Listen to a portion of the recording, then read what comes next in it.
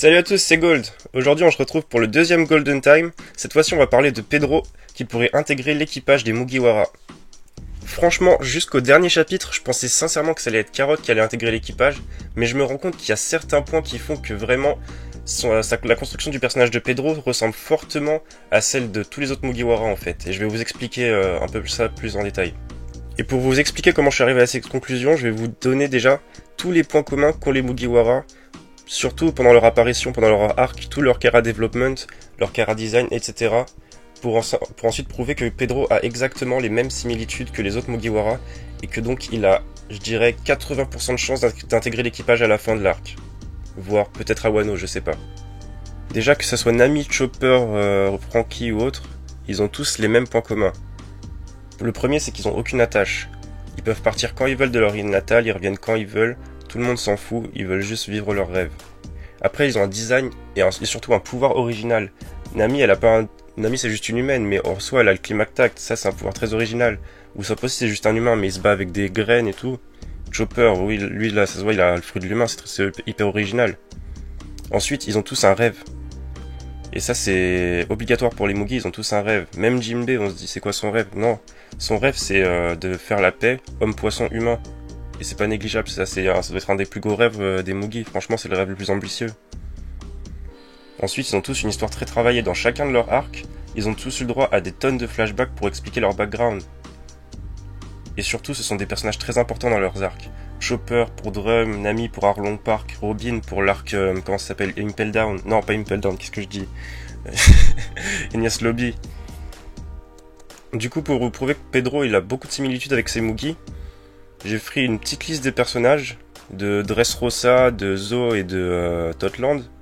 Et je vais les comparer avec les autres Mugi et voir pourquoi certains personnages collent pas, et pourquoi au final il n'y a que Pedro qui a vraiment une chance d'être Mugiwara.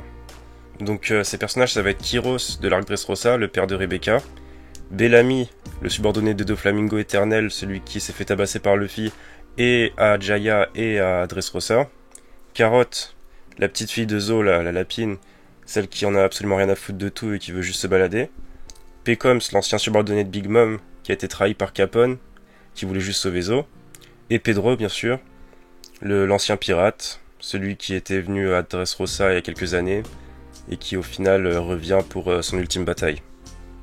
Donc voilà, on va commencer le comparatif avec Kyros. Déjà au niveau de la tâche, c'est mort. Il doit rester avec Rebecca parce que il a attendu toute sa vie de pouvoir s'occuper de sa fille, donc c'est pas maintenant qu'il est libéré qu'il va se barrer. Enfin, de toute façon, on l'a bien vu avec Dressrosa, il est pas parti. Et il partira jamais. Mais c'est juste pour vous expliquer en quoi, de base, il aurait pas pu être Mugi. Ensuite, au niveau du design et du pouvoir, là, oui, c'est original. On a un guerrier gladiateur, en plus unijambiste, assez puissant. Franchement, ça aurait été tellement stylé de l'avoir dans l'équipage, mais bon, c'est dommage. Un rêve. Bah... non, il a pas de rêve. Au niveau de l'histoire, son histoire, elle est vraiment très travaillée. C'était un personnage clé de l'arc. On a eu son flashback avec sa fille, avec sa femme, avec le roi, on a tout eu, on a eu toute sa vie, de A à Z. Et donc voilà, après oui, c'était un personnage extrêmement important. Mais malheureusement, juste le fait qu'il ait une attache et en plus pas de rêve, bah ça fait qu'automatiquement ça peut pas être un Mugiwara. Ensuite Bellamy, lui aussi il a pas d'attache du tout. Son équipage a été complètement défoncé en passant par les îles Célestes. Le design et les pouvoirs, là encore une fois on a un fruit du démon, donc forcément c'est original avec son fruit du ressort. Et en plus un design pas trop dégueulasse, je suis pas fan mais ça va, il est assez stylé, surtout 2 ans plus tard. Son rêve de trouver la cité d'Emeraude aussi, bon je pense pas que les Mugi la trouveront, donc ça n'a aucun rapport avec eux, mais il avait un rêve quand même. Une histoire travaillée, oui, mais je dirais pas très travaillée. On va dire assez travaillée, quoi, ça nous explique juste pourquoi elle est liée à Doflamingo, tout ça. Et est-ce que c'était un personnage important ou même utile de l'arc? Il a aidé Luffy à s'enfuir du Colisée et les a légèrement aidés, mais à part ça, il était pas important plus que ça. C'était juste pour qu'on le revoie, pour que ça fasse un personnage dans l'arc, mais en aucun cas c'était un personnage clé de l'arc. Il avait rien de super important. Donc non, forcément, il aurait pas pu être Mugiwara parce que c'était pas son arc, il n'était pas dédié à Bellamy. Son histoire, elle est pas super travaillée. Son rêve, il a aucun rapport avec les Mugiwara. Et voilà. Maintenant, Carotte. Là, c'était ma petite préférée, mais malheureusement, on va voir ensemble que ça va être impossible pour elle. Déjà au niveau de la tâche. Bon, elle a une attache. Elle a... Je sais plus comment elle s'appelle, là, la Ming Xian. Laura, je crois. Non. Non, c'était Vanda, ouais, Vanda.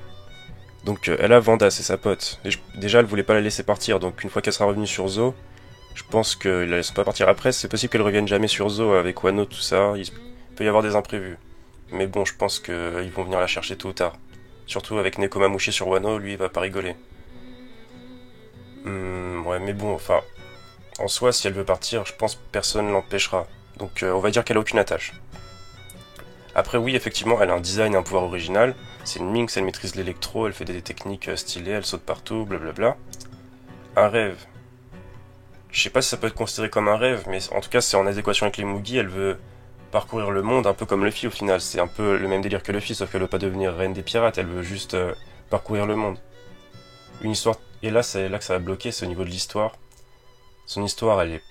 Enfin, je dirais pas que son histoire, elle est nulle. Elle est juste pas travaillée, quoi. C'est juste, ça se voit que c'est pas un personnage important. On n'a pas de background, on n'a pas d'explication, elle a pas de lien, quoi que ce soit. On la voit juste se battre comme ça, c'est un personnage marrant, elle a des petits running gags, mais à part ça, rien de spécial. On sait juste qu'elle aime les carottes parce que c'est un lapin, c'est tout. Et est-ce que c'est un personnage important ou même utile dans l'arc? Bah, il est utile, oui, parce qu'il se bat, mais c'est au niveau de Bellamy, quoi. Il aide les Mugi, mais au final, il sert pas à grand chose. Bah, c'est pareil pour Carotte. Donc c'est pour ça qu'elle sera pas Mugi, parce que elle a pas d'importance dans l'arc. Son rêve, il tient à peine debout.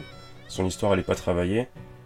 Ça serait la première fois qu'on voit un Mugi aussi peu développé, quoi. Après, on a Pecoms. Là, on a le frère de Pedro. Les deux, ils ont aucune attache au final, donc ouais, je vais dire ils ont aucune attache. Design et pouvoir original. Encore plus original que Carotte, puisque lui-même, il a un fruit du démon. Je crois que c'est le fruit du démon du... Je sais pas si c'est le Kappa ou... légendaire du Kappa ou juste de la tortue. Mais je pense que c'est juste de la tortue, hein, faut pas déconner, parce que sinon il serait vraiment trop fort. Après, au niveau du rêve, bah... Au final, c'est un subordonné de Big Mom, et il a jamais montré une quelconque volonté d'avoir un rêve. Tout ce qu'il veut au final, lui, c'est protéger Zo et son frère et tout ça. Lui, c'est juste une sorte de grand frère protecteur. Enfin, je sais même pas si c'est le grand frère de Pedro ou pas, faudrait que je regarde. Mais au final, non, il a pas de rêve plus que ça. Une histoire très travaillée. Bah, on l'a vu quelques fois, on l'a vu à l'île des hommes poissons. Là, on le voit encore, on l'a vu à Zo, on le voit encore à Totland, là. Mais au final, à chaque fois, on n'a jamais d'éléments sur lui. Donc ça se voit que Oda, il veut pas en faire un personnage majeur du manga. Donc, personnage utile ou important. Je dirais que non. Sauf dans cet arc, qui sera cool, mais peut-être dans Wano, peut-être qu'ils reviendront tous à Wano. De toute façon, ils vont tous voyager ensemble.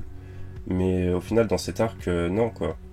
Il est utile, oui, mais pas important. C'est juste un personnage de l'arc, comme Violette à Dressrosa, quoi. On la reverra peut-être jamais, mais elle a été utile à son arc. C'est déjà cool. Et puis au final, on a Pedro. Pedro, le frère de Pecoms, du coup, comme je l'ai dit tout à l'heure, voilà. Alors au niveau de l'attache, bah là c'est évident, il a aucune attache. Surtout grâce au dernier chapitre que j'ai pu voir ça, il a vraiment aucune attache. Il le dit lui-même, il a aucune intention de retourner sur l'île. Il sait très bien qu'il va crever dans pas longtemps, donc tout ce qu'il veut faire c'est se battre pour ses idéaux, et ensuite mourir.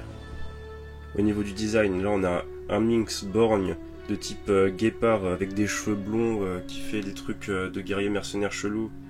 Franchement c'est du jamais vu. C'est pas ultra original mais c'est du jamais vu dans One Piece quand même. Au niveau du rêve, genre je reviendrai dessus tout à l'heure.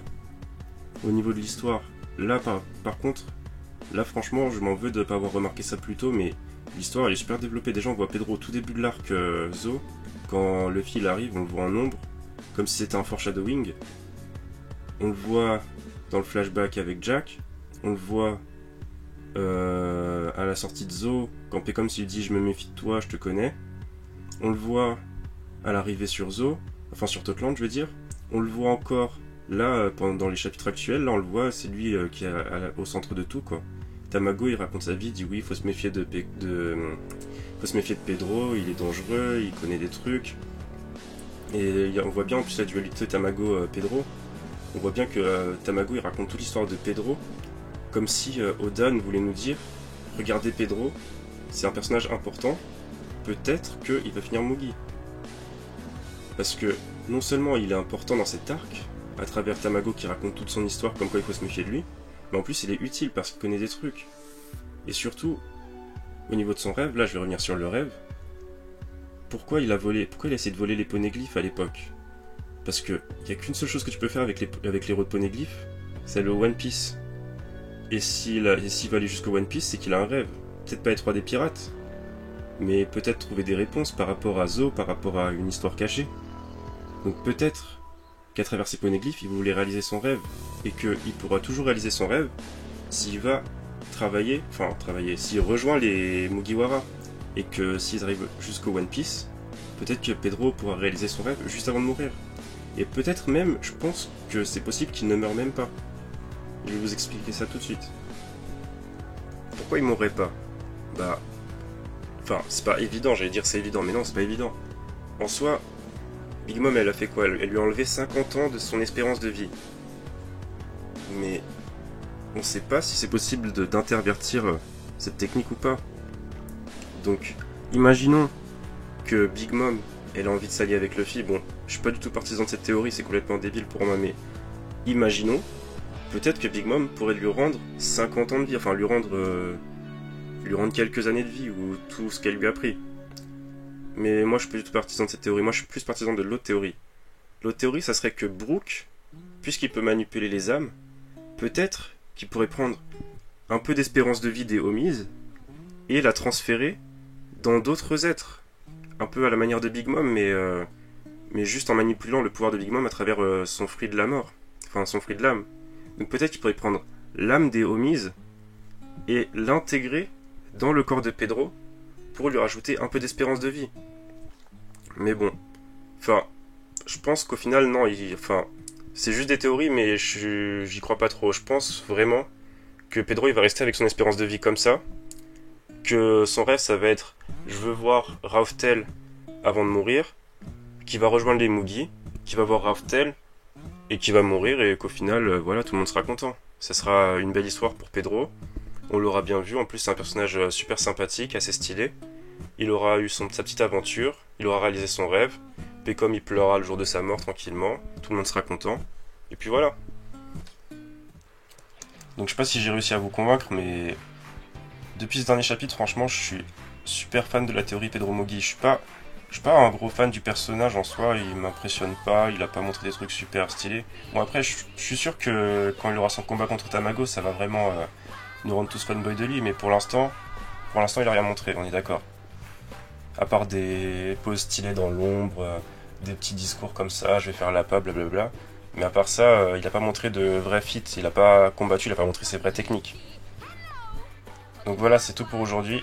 Si t'as aimé, pouce bleu, tout ça, tu connais les bails. Et puis voilà, salut!